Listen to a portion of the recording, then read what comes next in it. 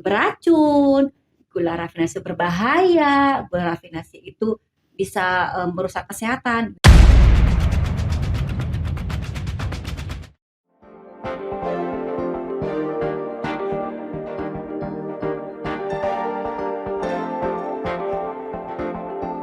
Halo, kembali lagi di podcast Manisnya Agri, Sweet. Senang sekali kita kembali lagi di podcast Agri yang kedua. Hari ini saya juga tidak sendiri, pastinya ditemani oleh bintang tamu yang super banget dan manis banget. Perkenalkan, dia adalah Adrian. Halo, apa kabar Mbak Glu? Aku Baik. boleh panggil Mbak aja nggak sih? Boleh panggil Ade aja nggak? Aduh jangan dong, abis kan kalau dipanggil ibu kok kayaknya fit banget, sehat banget, dan yang pastinya tadi loh, sweet banget. Peres ya. Apa Boleh, kabar Mbak? Baik, puji Tuhan baik. Aduh, Mas terima kasih Andrian. banyak. Juga aku seneng banget nih bisa diundang, bisa ketemu lagi di sini dalam keadaan sehat, tetap semangat. Sepertinya kayaknya ini ada ruangan baru ya di kantor ya, keren banget loh. Punya ruang podcast baru. Benar Ini yang keberapa? sekali. Kedua ya? Ini episode yang kedua dan Oke. tamu kita yang kedua adalah Mas Andrian. Aduh, thank you banget nih. Senang banget selalu kalau bisa belajar, bisa ngobrol-ngobrol, apalagi ada hal-hal yang mungkin informatif ya, yang bukan buat aku pribadi, tapi mungkin juga bisa bermanfaat buat orang Banyak lain orang, yang bisa benar. nantinya Iya, ngedengerin iya. podcast kita ya. Iya. Itu memang tujuan kita Agri Mm. buat podcast. Memang sebenarnya Agri itu sendiri udah punya beberapa sosial media. Oke. Nah, podcast ini our new social engine. Kira-kira Iya, begitulah. Semua orang yang akan kita hadirkan nanti di sini Mm-mm. ngobrol bareng sama kita itu orang-orang yang bisa memberikan impact yang luar biasa buat si manis-manis semua yang ada di seluruh Indonesia, bahkan mungkin nanti harapannya seluruh dunia bisa melihat kita. Amin. Tapi ngomongin tadi yang mengenai manis-manis, nih saya sebenarnya cepet bingung nih. Kok kenapa aku yang diundang padahal Manis kan tetap. Padahal aku termasuk orang yang sangat memperhatikan yang manis-manis yang aku masukkan dalam tubuh Oke. gitu kan. Walaupun jujur aku suka banget makan makanan manis, minum minuman manis tuh suka. Cuman kan ya itu tadi ya, kalau nggak dikonsumsi secara berlebihan insya Allah nggak apa-apa. Tapi ya kalau kita serampangan ya bisa, ya tentunya banyak yang nggak bermanfaat Nggak kan, baik, bahkan ya. bisa jadi penyakit dan lain Yes. sebagainya. Karena pola hidup sehat itu adalah obat yang paling mujarab. Ya, yang Oke. dimana mungkin banyak orang suka mengesampingkan karena mungkin nih, sehat baru dianggap menarik pada saat kita lagi sakit. Pada saat kita sakit, kita akan berupaya apapun mati-matian untuk bisa mendapatkan kesehatan kita Kembali. kembali. Masalahnya kadang ada yang bisa Balik. ada yang enggak. Ya. Diet itu definisinya adalah manajemen makanan. Jadi artinya dengan kita memanage, dengan kita mengatur, makanya orang yang terbiasa diet, dia sesekali boleh makan makanan yang misalnya sedikit berlemak Ya. atau makanan yang manis-manis. Kebetulan saya juga suka tuh makan makanan panganan atau minuman manis, saya suka banget gitu. Nggak tahu, kayaknya kalau habis konsumsi yang itu tuh kayaknya lebih berenergi aja rasanya. Walaupun Moodnya juga mungkin beda ya. ya mungkin beda gitu kan. Iya. Nah itu saya rasakan.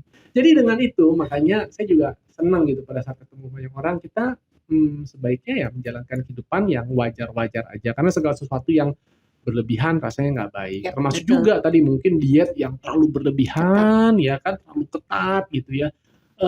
Kalau kita salah strateginya, apalagi mungkin nggak didampingi oleh orang-orang yang lebih paham ya akan kesehatan, ya hasil mungkin dietnya malah menjadi negatif terhadap dampaknya terhadap tubuhnya. Mungkin ada pengaruh dari kesehatannya atau dari kemampuan fisiknya yang niatnya tadi mau langsing, mau sehat, tapi kemudian malah sebaliknya. Itu kan konyol namanya Ya, kan.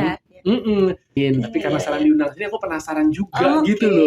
Sebenarnya yang namanya kerjaanmu itu di asosiasi tuh ngurusin apa sih gitu kan? Agri, asosiasi gula rafinasi. Itu juga banyak apa ya? Jadi pertanyaan nih. Kenapa ada nama gula rafinasi? Kayaknya kalau yang saya dengar gulanya gula biasa aja gitu. Itu sebenarnya beda ya? Beda. Tapi sekarang saya tanya balik. Apa? Mas Adrian tahu gula rafinasi nggak sih sebenarnya sebelum kenal Gloria nih? Ya sebelum kenal kamu aku memang udah pernah tahu ya, aku juga sempat riset kan, gula rafinasi, gula yang memang banyak digunakan oleh industri ya, terutama memang makanan, minuman, dan terus kemudian bahkan dikatakan gula itu cenderung lebih bersih, cenderung lebih murni. Tapi jujur, kalau kita hanya lihat di media, apalagi media sosial, ada juga sih berita-berita yang miring-miring ya terkait dengan gula rafinasi. Makanya sebagai seorang praktisi kesehatan yang juga mewakili mungkin banyak masyarakat yang kepengen tahu, gantian nih aku juga kepengen nanya, sebenarnya berita-berita yang ada itu apakah sepenuhnya benar? Nah, silakan coba juga tolong disampaikan nih. Nanti aku juga bisa menjadi corong ke masyarakat nih. Iya, menjadi perpanjangan tangan Agri ya. Mudah-mudahan. Seperti apa sih sebenarnya? Sejak adanya industri gula rafinasi di Indonesia memang tidak jarang kita tuh mendapatkan pemberitaan-pemberitaan yang negatif tadi itu, yang hoax sih dalam tanda kutip. Jadi memang yang negatif itu benar-benar tidak benar gitu loh, salah intinya. Jadi kalau mungkin Mas Adrian sering lihat di berita bahwa gula rafinasi itu beracun, gula rafinasi itu berbahaya, gula rafinasi itu bisa merusak kesehatan, which is apapun yang tadi mungkin Mas Adrian udah sempat sampaikan juga bahwa semua yang berlebihan tidak baik adanya gitu. Termasuk gula yang bukan rafinasi juga. Iya, gitu itu. Kan? Jadi memang kalau misalnya dibilang demikian itu kan karena sekarang gini deh, kalau kita menganalogikan gula rafinasi itu ada di susu bayi, ada di minuman, soft drink atau di kue, bakery segala macam. Semua makanan minuman yang sering kita lihat, bahkan mungkin hampir setiap hari kita konsumsi itu ada gula rafinasi di dalamnya gitu. Nah sebenarnya kalau kita konsumsinya baik, seperti tadi yang Mas Adrian bilang, pola hidup kita sehat, kita juga, tadi Mas Adrian juga bilang, masih butuh yang manis-manis, tapi dalam kadar yang normal. Ketika itu berlebihan ya pastinya tidak baik gitu loh buat kesehatan kita. Jadi intinya adalah gula rafinasi itu layak dikonsumsi, sangat layak. Karena dia memang diperuntukkan untuk makanan minuman yang untuk dikonsumsi gitu loh. Hanya saja memang berbeda dengan gula yang sebelah. Kalau gula yang sebelah kan bisa langsung ada di pasar kita temukan, kita bisa langsung beli, kita bisa langsung masuk ke dapur kita olah menjadi makanan minuman yang lain, campur ke kopi atau teh manis segala macam. Nah, kalau gula industri atau gula rafinasi sering disebut gula industri karena memang dia masuk ke industri, masuk ke pabrik lagi gitu, ke pabrik makanan minuman. Makanya sering disebut nama bekennya itu gula industri gitu. Karena memang peruntukannya untuk industri makanan minuman. Dan kalau untuk sumbernya kan yang bisa menghasilkan gula itu macam-macam nih. Kan ada dari tebu, ada dari aren. Kalau namanya gula rafinasi itu hanya dari tebu aja. Tebu juga. Jadi gula yang kita lihat sehari-hari di pasar dengan gula rafinasi ini sama-sama awalnya dari tebu. Gitu. Hanya saja pasarnya yang dibedakan. Untuk prosesnya juga pemisahannya, untuk juga pengeringannya, apakah itu kurang lebih sama juga? Mungkin ada yang berbeda di proses produksinya, karena kan kalau yang gula konsumsi yang kita lihat di pasar itu dia berawal dari benar-benar dari tebu diproses menjadi gula kristal putih. Kalau yang kita sudah memproses setengah jalan dari gula kristal mentah. Jadi dia udah jadi bentuk kristal, cuman masih agak sedikit coklat. Kita proses refine di pabrik menjadi gula kristal rafinasi. Jadi sudah setengah jalan, sudah setengah proses kalau kita. Jadi mungkin secara prosesnya itu pengeringannya atau pemisahan yang tadi yang masih kotor, yang gula kristal mentah yang gula setengah jadi itu masih kotor, masih banyak bakteri kotoran di dalamnya itu kita bersihin. Jadi bisa dibilang 99,99% murni gitu. Karena memang kenyataannya kalau lihat langsung itu warnanya tuh lebih bersih, lebih jernih. Iya, benar. Jujur kalau dilihat itu kita rasanya pengennya sih milihnya yang itu gitu, lebih kayak menggugah gitu ya. Cuma kan? Kita tidak bisa temukan di pasar, jadi kita nggak bisa konsumsi untuk di rumah kita gitu. Ini sebenarnya memang hanya di negara kita aja yang seperti itu, atau di negara lain sebenarnya juga ada tuh pembedaan antara refined sugar sama gula yang lain gitu? Enggak. Jadi memang hanya di Indonesia sendiri yang dibedakan segmentasinya sampai ada pembagian gula. Jadi gula tuh ada Dibagi kategori-kategorinya. kategorinya. Sebenarnya kalau merujuk ke undang-undang ada 3 jadinya. Heeh, Gula kristal mentah yang tadi yang setengah jadi itu, baik. terus gula kristal putih sama gula kristal rafinasi gitu. Oke, yang dimana terakhir itu yang tidak bisa langsung dibeli oleh masyarakat umum Yes. biasa ya. Jadi dia B2B jatuhnya. Jadi dari pabrik ke pabrik. Jadi dari pabrik gula rafinasi ke pabrik makanan minuman yang akan memproses lebih lanjut nih si gulanya. Mau dijadiin kue, mau dijadiin minuman soft drink, atau mau dijadiin biskuit, itu bebas. Tapi apa jangan-jangan karena begitu jernihnya, begitu bersihnya, nggak dijual ke masyarakat, harganya soalnya lebih mahal. Apakah seperti itu? Ya dong, kalau harganya lebih mahal, nanti perusahaan makanan minumannya nggak bisa bersaing dong jualnya. Karena kan dia masih punya bahan baku lain nih penambah selain gula tadi untuk dijadikan satu produk makanan minuman tadi kan. Yang which is diperlukan harga bahan baku yang kompetitif untuk bisa dijual kembali harga produk mereka. Jadi cukup bersaing nih sama gula-gula yang kita bisa temuin kalau sehari-hari sebenarnya. Iya. Tapi kembali lagi ya, yang namanya mengkonsumsi gula itu ya harus tahu takaran-takarannya. Walaupun kita hobi banget dengan suara manis-manis, kita tahu ya itu juga ada sisi batasannya. Karena kalau yang berlebihan nanti salah-salah malah kena penyakit, bisa juga bukan hanya diabetes yang saya tahu, bisa malnutrisi. Karena ini juga menjadi isu belakangan ini di mana orang atau mungkin orang tua yang punya anak suka membiarkan anak-anaknya makan apa aja, padahal kebutuhan akan gizi yang lebih penting seperti kayak sayur-sayuran, vitamin, mineral, serat gitu ya, atau karbohidrat dari sumber-sumber yang mungkin lebih kompleks ya, itu kurang karena mungkin mengkonsumsi makanan-makanan yang ya hanya sekedar kenyang. Nah, itu juga harus diperhatikan. Saya juga lebih concern nih, kayak lebih aware juga. Tapi aku tertarik banget loh. Jadi ceritanya nih di Indonesia nih ada seperti kayak kubu-kubuan gitu ya. Kita mulai sedikit agak mengulik-ngulik. Mulai panas nih kayaknya.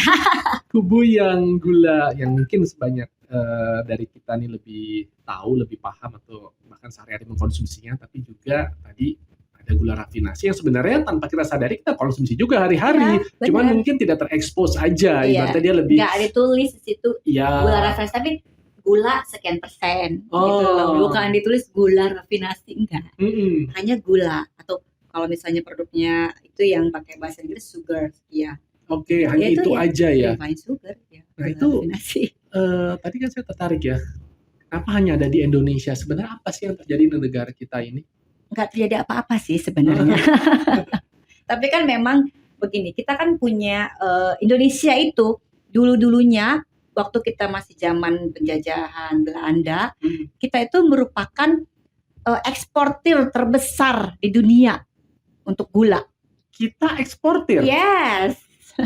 Jadi kita swasembada gula dulunya. Tapi itu zaman Belanda. Iya. Jadi kebutuhan dalam negeri kita tuh sebenarnya besar sekali ya. Besar, karena kan seiring dengan bertambahnya jumlah penduduk. Ya. Dan apa yang paling penting?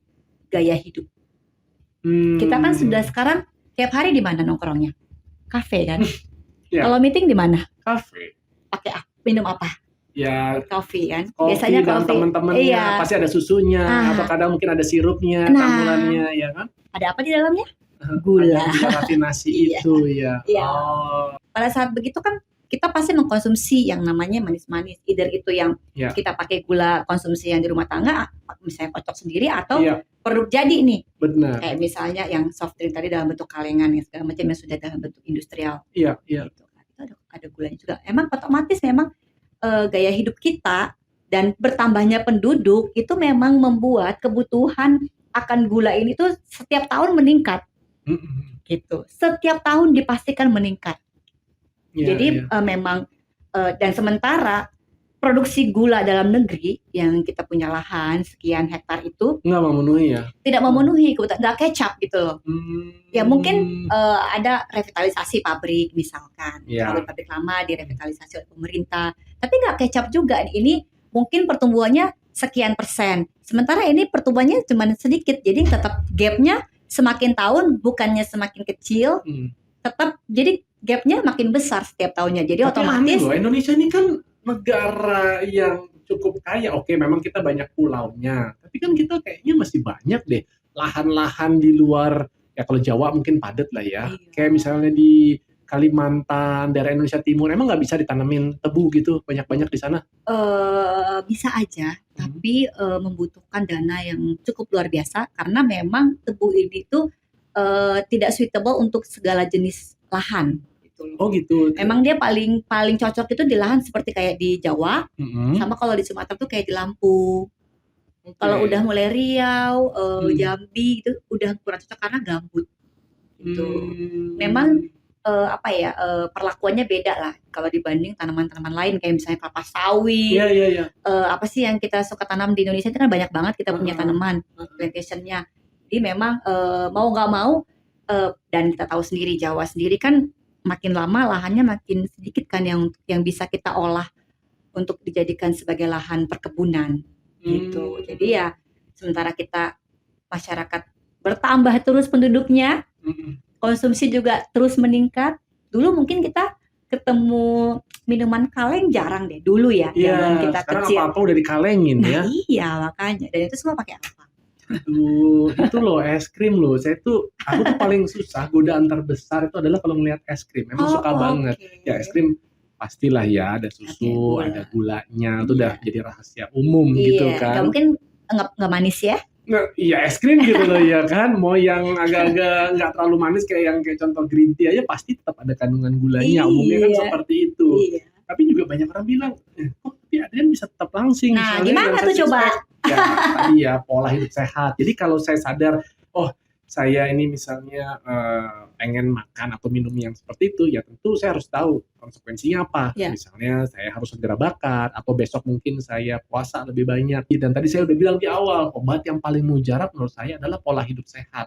Ini yang saya selalu berusaha tularkan kepada teman-teman untuk dalam kehidupan ini kita jalankan sebaik-baiknya, tapi bukan berarti ibaratnya kita nggak bisa menikmati hal-hal yang mungkin juga bisa memberikan kenyamanan atau kesenangan buat kita, asal tadi jangan berlebihan, termasuk tadi dalam konsumsi gula ya. Iya benar, tapi kan sebenarnya gula itu tetap perlu kan. Bukan berarti kita menghindari sama sekali nggak makan gula gitu loh. Jujur kalau saya sudah pasti nggak bisa lah. Kalau saya pribadi nih, kalau yang asin kayaknya saya bisa masih uring-uringan ya. Saya kalau asin tuh masih bisa, tapi kalau yang gula, apalagi kalau pas lagi bulan puasa, ya sekali lagi tuh ya. Bukaannya harus yang manis ya. Walaupun itu bukan hadis ya, itu bukan sesuatu yang diharuskan enggak. Tapi emang setelah kita puasa dari jam 5:30 sampai jam 6, jam 6:30, tiba-tiba pas makan kurma gitu kan, ada sirup buah, aduh.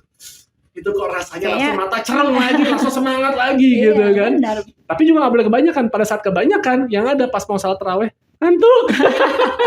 Ini diangkat dari pengalaman pribadi ya. Pengalaman pribadi bener. Aduh, kayaknya kalau kita ngobrol udah ketemu tuh gak bisa sebentar ya Mbak ya. Kayaknya ntar harus disambung di 5 SKS berikutnya. Tapi seru banget. Aku terima kasih sekali lagi. Aku hari ini bukan hanya bisa silaturahmi, tapi aku juga banyak dapat cerita-cerita, dapat informasi yang nanti aku bisa ceritain juga ke keluarga, ke banyak teman-teman tentang gula rafinasi. Minimal mitos-mitos yang negatif. Nah, itu sudah mulai bisa ada yang membantu meluruskan lah. Iya kan? Orang bilang tak kenal maka tak sayang. Jadi kalau mau lebih sayang, ya harus banyak sering-sering nonton podcastnya Agri dengan Mbak Glo ya. Mudah-mudahan istiqomah nih podcastnya ya. Mudah-mudahan, tolong didoakan.